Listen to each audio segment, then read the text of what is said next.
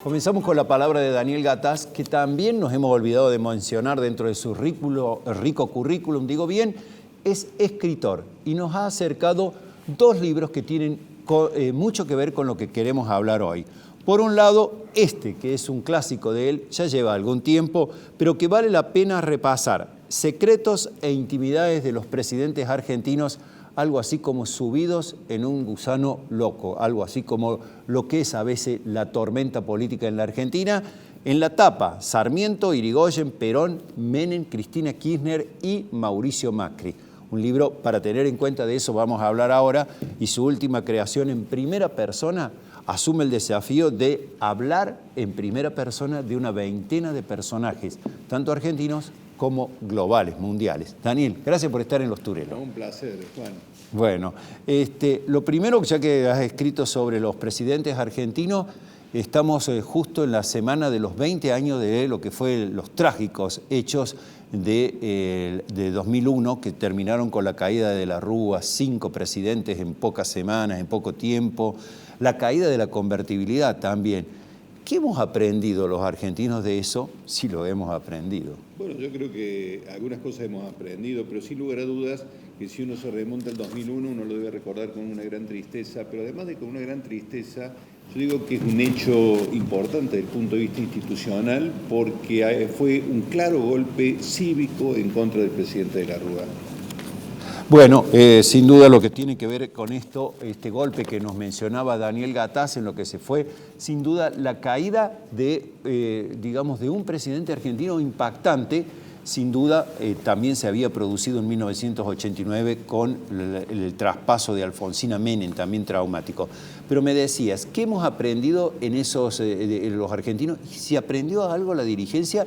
Porque la dirigencia argentina pasó del que se vayan todos a casi la permanencia de todos. Sí, da la sensación que hoy es como que la gente se ha olvidado de este tema. Insisto, este tema del 2001 fue una situación, yo digo que es repetitiva en la Argentina, en la historia argentina. Vos hablabas recién de ese libro en el cual yo cuento estas relaciones casi traumáticas que ha habido entre los presidentes y los vicepresidentes, y de la Rúa terminó sufriendo una situación muy traumática con la renuncia de su vicepresidente, Carlos Chacho Álvarez, y además después, con posterioridad, al cortito tiempo, le saca el respaldo a su partido político, y Alfonsín y Duhalde traman en realidad un golpe institucional a un hombre que en realidad, además de tener muy poca fuerza personal, digamos, de transmitir conducción, me da la sensación que ya estaba, me parece que ya estaba enfermo, con un problema de salud. Bien. Ya se notaba alguna deficiencia en su conducta. Yo decía de que pasamos del se vayan todos, al final se quedaron todos, y hoy, después de esos hechos, 20 años después, tenemos dos grandes fuerzas políticas, una el Frente de Todos y otro el Juntos por el Cambio. ¿Qué tan sólidas son esas agrupaciones que me parece que proclaman mucha unidad hacia afuera, pero tienen muchas peleas internas? Bueno, las dos agrupaciones principales son profundamente heterogéneas. Tiene una ventaja importante el Frente de Todos, por una razón muy simple, porque son gobierno, y el gobierno generalmente, y la historia lo demuestra, cohesiona porque tienen el poder, tienen el dinero, tienen la posibilidad de nombrar personas. Tienen recursos. Tienen recursos, es lo que se llama usualmente el caballo del comisario, ¿no? Es difícil competir contra esa situación. Y en Juntos para el Cambio se ve que hay una lucha importante de egos personales, y seguramente eso va a terminar desembocando en allá para el 2023, en una gran interna en la cual pueden quedar muchísimos heridos, ¿no? Porque hay muchísimos personajes que quieren ser candidatos a presidente. Muy buena observación. Hay una lucha de egos personales, sí, no solamente para el nivel de la presidencia, sino también lo estamos viendo en Córdoba, en lo que se refiere a Juntos por el Cambio. Y hay otro tema, perdóname, Juan, que... Y hay, eso sí, te quería decir, hay una cuestión ideológica también. En el Frente de Todos es más notable esto, ¿no? Lo que quiere Alberto, lo que quiere el kirchnerismo, la cámpora. Sí, yo creo que en el Frente de Todos, por más que la gente piense de que Cristina y Alberto se van a terminar peleando, yo creo que esto no va a ocurrir. En realidad creo que no les conviene a ninguno de los dos. Me parece que ellos tienen que tratar de seguir siendo gobierno en el 2023, y se sabe que eso se logra con la unidad y tratando de encolumnar al resto de los sectores. En Juntos por el Cambio hay un problema ideológico, porque la Unión Cívica Radical ha tenido una tradición muy diferente a la que tiene el PRO y a la que tienen algunos personajes incluso cercanos al PRO, ¿no? Que posiblemente posiblemente votaran con el PRO, como por ejemplo votarían con el PRO, como por ejemplo Milei y Esper, ¿no? No hay que y olvidarse Macri está que tentado a acercarse más a ellos que a los radicales. Sin lugar a dudas. Aparte, el radicalismo siempre ha tenido una tradición casi te diría estatista, ¿no? Si uno mira su historia, ¿no? Así es. Y muchos, yo creo que esto tiene que ver con la pelea entre Lustó y Morales, ¿no? A nivel nacional, que ahora han acordado, por supuesto, distribuyendo algunos cargos, recibiendo algunas vicepresidencias unos, la presidencia ¿Puede decir que Morales representa el radicalismo más tradicional? Sin ninguna duda. Y aparte proviene de una provincia que necesita más recursos, ¿no? Que necesita el apoyo del Estado. Y sin lugar a dudas. Jujuy. Claro. Y Lustó tendría una actitud a lo mejor más abierta al mundo. Y el hecho de vivir en la cava me parece que ya es una ventaja sustancial, ¿no? Me parece que son realidades totalmente diferentes y esto desde el punto de vista sociológico es para analizar. Así es, el porteño está siempre tentado más a mirar hacia afuera que a lo que tiene que ver con el interior del país. Se miran más ellos. Se miran más ellos, ¿no? Sí. Muy bien. Sin duda, en otro de los temas, te quería preguntar también si eso se va a traducir a nivel de políticas económicas, es decir, habrá un sector del Frente de Todos que trabaje con un acuerdo con el Fondo Monetario y otro que diga no, nosotros no tenemos que ir al fondo, como lo ha dicho por lo menos la Cámpora a través de distintos mensajes no muy directos, y si eso pasa también en Juntos por el Cambio o no. Mira, yo no sé si es posible, pero como diría un viejo general, es absolutamente indispensable el acuerdo con el Fondo Monetario Internacional y me da la sensación que quien conduce el peronismo, que es Cristina de Kirchner, tiene absoluta claridad de que es necesario cerrar ese acuerdo. Por supuesto, cerrarlo en condiciones razonables, estirando mucho los tiempos, bajando las tasas de interés, pidiendo alguna condonación. O sea que vos decís que más allá de los discursos para la tribuna, porque Cristina ha sido muy crítico en el Día de la Democracia con respecto al fondo, incluso decían nos lo trajeron de vuelta, etcétera,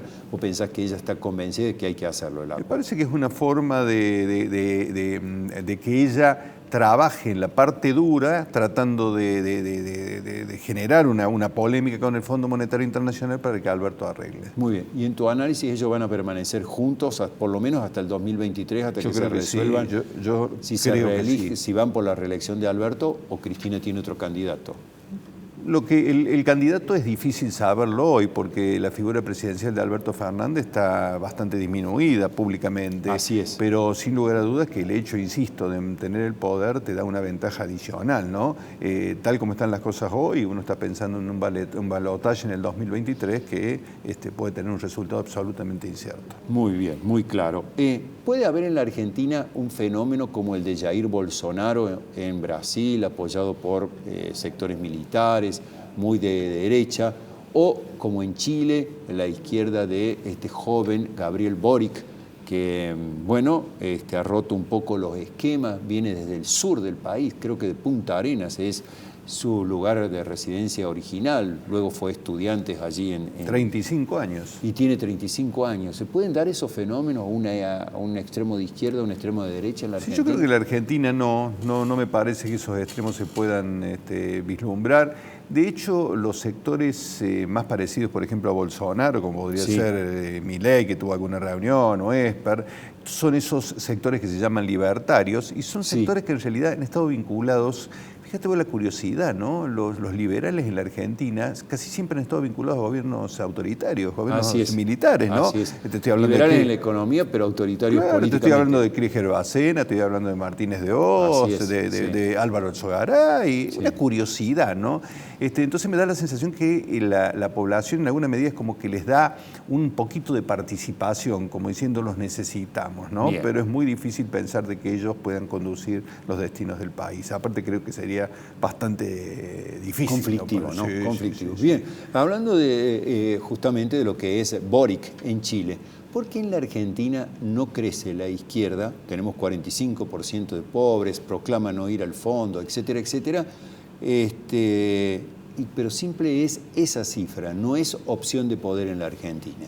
Bueno, por una razón me parece bastante simple, que tienen una serie de propuestas incendiarias y la gente le tiene temor, le tiene terror a todo eso. Por supuesto hay un pequeño sector, un 4 o un 5% de la población que siempre los acompaña, pero hay muchísima Bueno, los gente ves que se da opción de cuenta. poder. No, sí, es que son absolutamente impracticables un montón de medidas Claro. que ellos plantean, ¿no? Aparte, vos a la gente, vos sabés que la Argentina es un país caracterizado fundamentalmente por los sectores medios, y los sectores medios le tienen terror, ¿no? Le tienen un temor enorme a la pérdida de la propiedad privada o a cualquier cuestión vinculada a que le toquen el bolsillo, ¿no? Así que algunos votan con el corazón, pero suelen después votar con el bolsillo. Votar con el bolsillo. Y Daniel, ¿vos creés que de aquí a 2023 puede aparecer un candidato que esté fuera de lo que propone el Frente de Todos, de Juntos por el Cambio? Es decir, alguien que irrumpa por lo pronto en la política.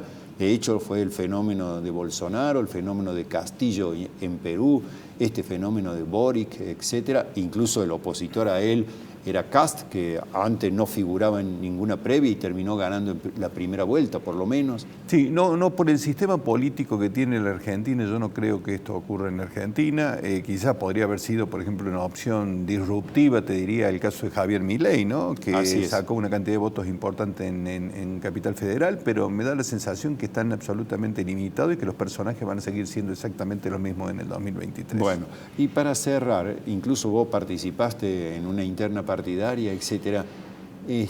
¿Confías en que la clase dirigente argentina va a tener, digamos, va a volver a tener ese vínculo con la sociedad? Porque una ve a veces a través de sus discursos, posiciones que están por lo menos bastante disociadas con lo que quiere la gente, con lo que piensa la gente y necesita la gente. Es muy difícil y lamentablemente en ese campo soy muy pesimista porque veo una profunda puja de poder. Y estoy convencido que la única salida que tiene la Argentina es que tanto con la generosidad necesaria la oposición como el gobierno se pongan de acuerdo en 5 o 6 grandes temas, más allá de la cuestión ideológica, ¿no? Y hay que aprender a despolitizar algunos temas, me parece, ¿no? Para que se transformen en políticas de Estado. Pero me parece muy difícil porque, aunque parezca mentira, estamos bastante cerca del 2023, ¿no? No parece lejano, pero está ahí nomás a la vuelta. Casi queda un año de gestión y luego comenzará en el 23 la carrera presidencial. Bueno, muy claro como siempre en tus ideas, Daniel, muchísimas gracias. Volvemos. Recientemente, como decía, tiene este libro, en primera persona, lo que es el trabajo de imaginar a una veintena de grandes autores, tanto locales como mundiales. Pero a lo mejor conviene revisar esto, los secretos e intimidades de los presidentes argentinos, para saber cómo hoy deberíamos preparar o a quien debe regir nuestros destinos. Y como dijiste, me gusta mucho la idea de que tengamos por lo menos un acuerdo sobre 4 o 5 cosas básicas, Daniel. No puede ser que estamos siempre discutiendo cuestiones elementales, ¿no? Así es, porque se privilegia lo partidario por sobre el país, ¿no? Y lo personal, Y lo personal, sin duda. Bueno, muchas gracias por tu aporte. Ha sido un honor, Juan, y les deseo una feliz Navidad a vos, a tu familia, a toda la gente, a tu audiencia. Así es, para todos, que ojalá podamos compartirla, aun cuando la explosión del Omicron nos obligue a estar en mesas separadas o mesas a la distancia.